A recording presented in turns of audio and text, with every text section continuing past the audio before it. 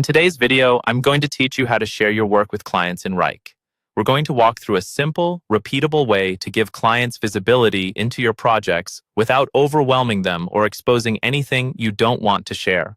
By the end, you'll know exactly how to grab the right link, adjust the settings, and feel confident that your client is seeing what they need to see. First, start by opening Wrike and navigating to the specific folder or project you want to share. In this example, we're using a beginner campaign workspace, but the process is the same no matter what your folder or project is called. Make sure you're actually in the correct folder view, because whatever you share from here is what your client will be able to access. Once you're in the right place, look toward the top of the screen and find the Share option. Go ahead and click on Share.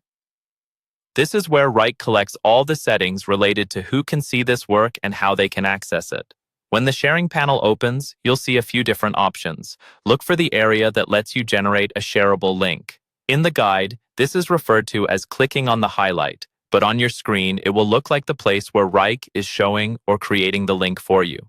Click on that highlighted area to bring up the link controls. Next, click on Copy Link. This copies the shareable link for this specific folder or project to your clipboard. At this point, you could paste that link into an email or a message to your client. However, before you actually send it, it's a good idea to double-check the access settings so you know exactly what they'll be able to see and do. To fine-tune those settings, click on Advanced. This opens a more detailed view of your sharing and permission options. Here you can usually control things like whether people with the link can view only, or if they can also edit or comment, and sometimes who exactly is allowed to open the link. In the Advanced menu, look again for any highlighted option related to link settings or permissions, and click on that. This is where you confirm the level of access you want your clients to have.